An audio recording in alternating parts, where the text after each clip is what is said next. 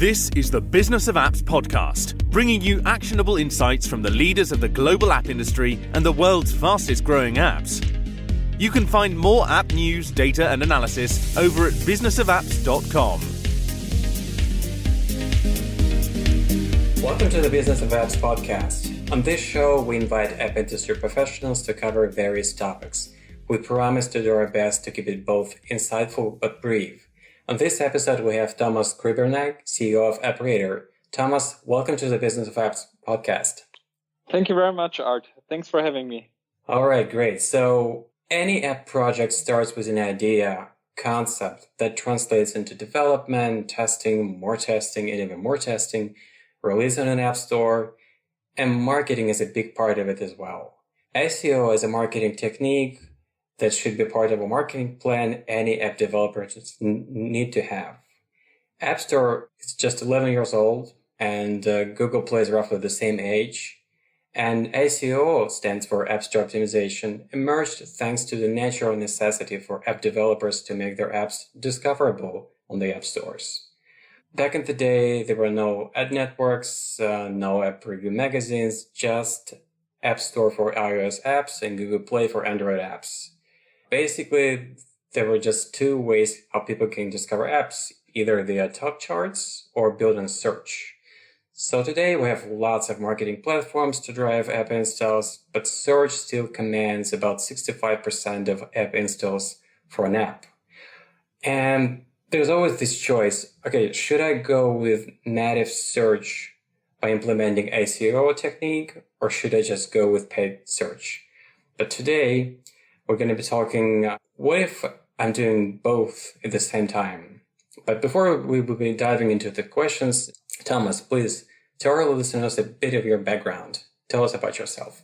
Yes, so I think it was already a really good introduction that you made. My path into, let's say, online marketing started probably around 15 years ago. This was more or less with the rise of SEO back then. So a couple of years later, when the app stores came out, and let's say at 2 to 3 more years, when the app stores started to become established and people knew, okay, this is going to last. Back then, people already started thinking of, okay, there will be probably a lot of competition sooner or later within the app stores. So what can I do to stand out? And one of the things that was just, I would say, transferred from the web was the topic of search engine optimization over to the app stores, where it was called App Store Optimization. And back then, when this happened, I think this was also where I, for me personally, figured out, okay, this is something that is super interesting to me, where I can somehow rely on all the knowledge that I was able to gather in the field of SEO and implement the winning strategies as well for the app stores. So this means when this happened, I started specializing myself in the field of App Store Optimization. I started working as a freelancer for a couple of apps, really doing App Store Optimization for them. And sooner or later, I stumbled over the problem where I came to the thought, okay, there is so much manual work involved, and there is also so much data involved, and this is really hard to analyze all this stuff to make really good decisions.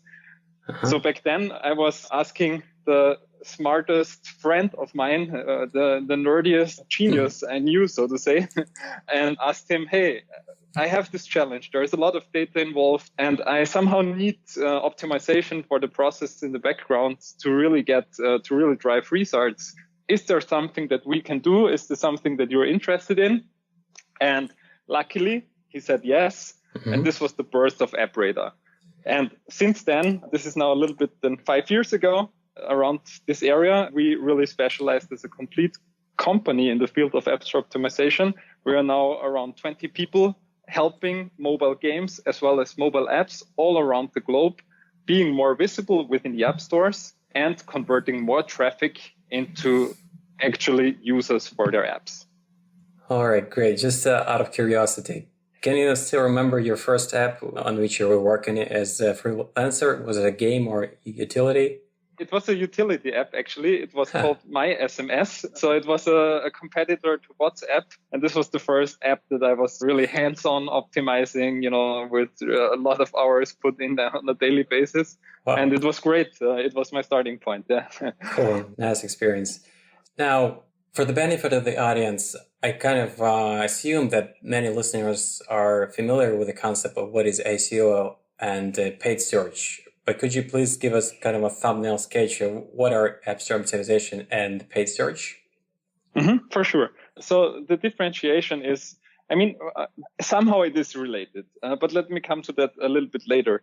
I would say the basic concept of app store optimization is, if you really break it down, it is on the one hand optimizing your store listing in terms of finding good keywords that describe your app or that describe your game and that are also super relevant to your app or to your game. So on the one hand, finding those keywords and then trying to rank for these keywords so that when people in the stores are actually looking for these keywords, that your app or your game appears and hopefully then end up installing it. So it's about, on the one hand, improving visibility within the App Store by optimizing your store listing. And on the other hand, it is also optimizing your screenshots, optimizing your app icon so that and as well as your description, so that, you can really display trust that people that stumble over your app within the App Store, at the first sight, they should have this feeling of, oh, this looks interesting. This looks trustworthy. I'm going to download it now. So I would say this is the basic concept of App Store optimization. On the one hand, more visibility, and on the other hand, optimizing your conversion rates. On the other hand, when we think of paid user acquisition, it is about how can you get even more traffic to your App Store page. And this means that you can, for example, run campaigns on Instagram, or you can run campaigns on Facebook or Google, or there are several other ad networks out there where you can run ads. But the main difference is, and this is why it's called paid, you have to pay for every click that hopefully ends up becoming an in-store, so to say, compared to ASO, where when you want to optimize your store listing, people will find your app or your game organically. This means you don't have to pay for every search request or something like that. All right. Now, just hypothetically, so app marketing team has both folks who are good in marketing. They can be tasked with doing app store optimization. And on the other hand, there is a marketing budget. And so this company can afford doing paid search. What is the beneficial aspect of doing both for this company? Or should they prioritize going strictly with SEO or paid search, or doing both will be the better case? Yeah, I think, when you do both, actually, you can really find leverages for both ends. Because one of the ways how the App Store works and also the algorithms in the background works, or in other words, who gets the most visibility is, in a very, let's say, very bird view summary, I would say the apps with the most downloads will be the most visible within the App Stores, because this is just the way how the App Stores work. They give more weight, they give more power to apps that are being downloaded more often than others. This means you can really use this for your benefit if you are jumping into the field of App Store optimization. This means optimizing your app for relevant keywords, maybe also some kind of competitive keywords where okay, there is something going on. There are a lot of people searching for it. There are also a lot of apps being found on this specific keywords. But when you can leverage your power of your app within the App Store with smart paid user acquisition, this means you're getting more installs, you're getting more downloads. You will also have the chance to rank for more competitive keywords within the App Store, number one.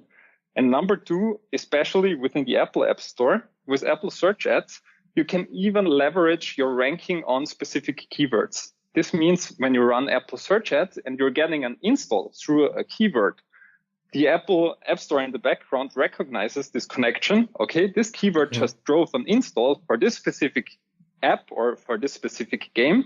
So it must be relevant for it. So therefore, I will give it a little bit more power. And the more installs you get, the better also your organic rankings for this specific keyword will be, because you're giving signals to the App Store. Okay, this is super relevant, this keyword in combination with this app.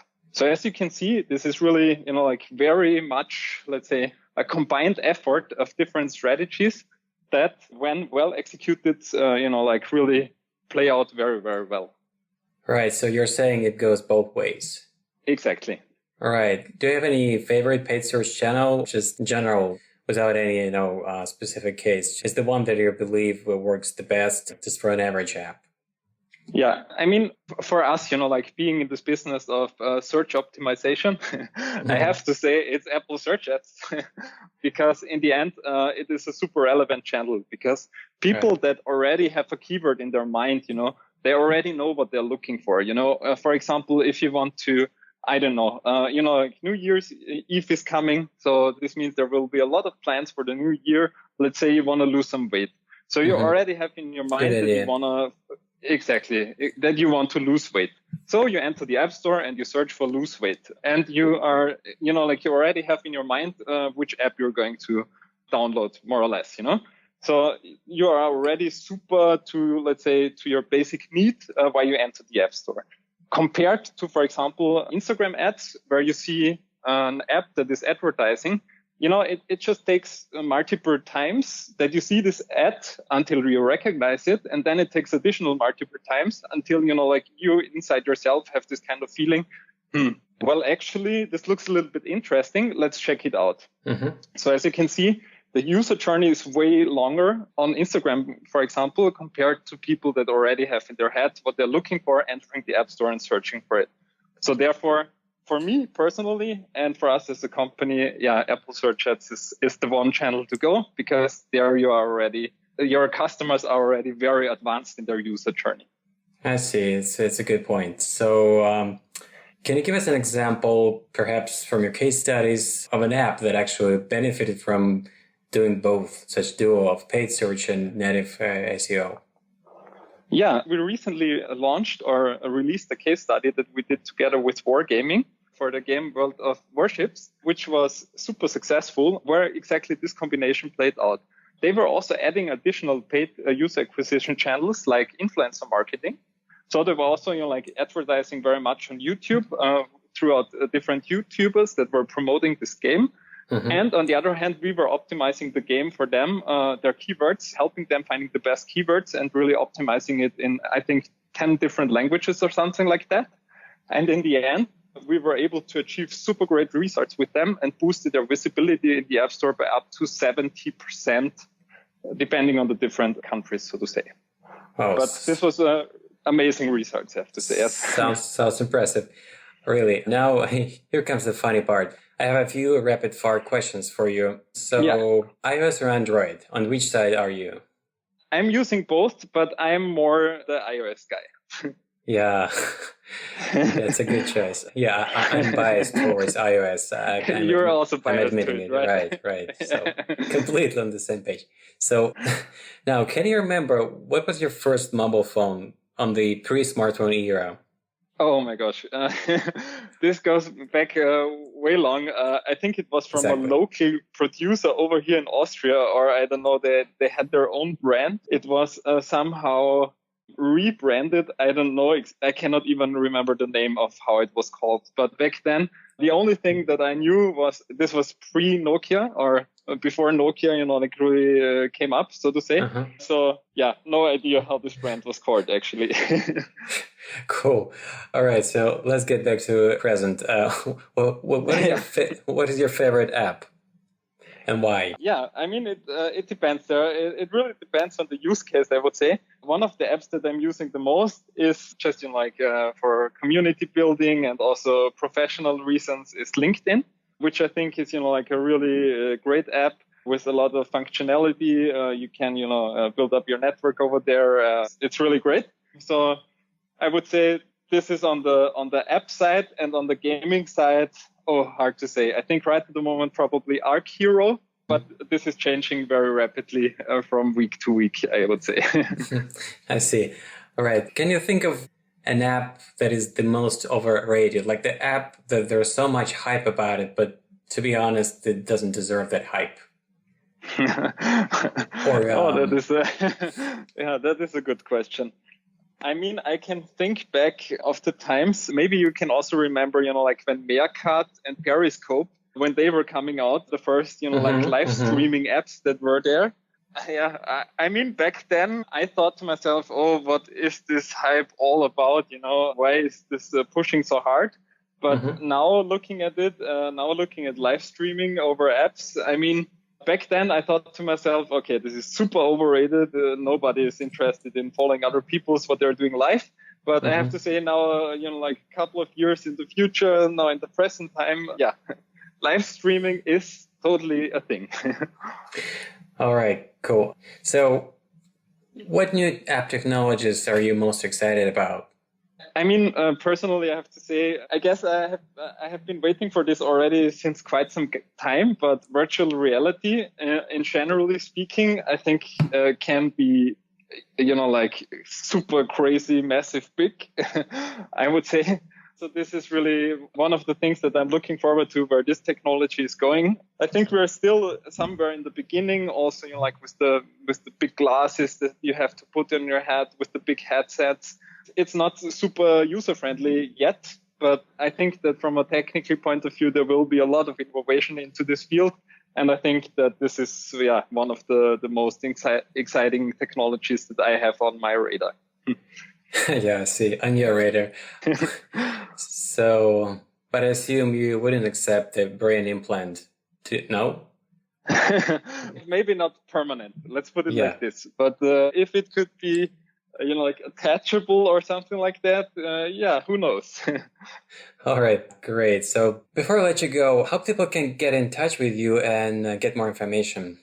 Yeah, so I think the easiest way to get in touch with me or with us is by visiting appradar.com, checking out our product, and shooting us a message through the chat. I think that is probably the number one easiest option. And the second easiest option would be to add me on LinkedIn and send me a message over there. All right, great. Thanks a lot for your time and coming on our podcast, Thomas.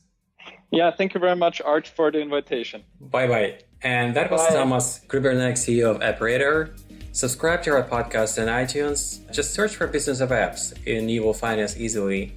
Once you subscribe, you will be able to get new episodes on your smartphone, tablet, or computer as soon as we release them. And please don't forget to leave us a review and comment on iTunes. It is highly appreciated. And all episodes will also be available on businessofapps.com. Till the next time. Thank you for listening to the Business of Apps podcast. For more, head on over to businessofapps.com.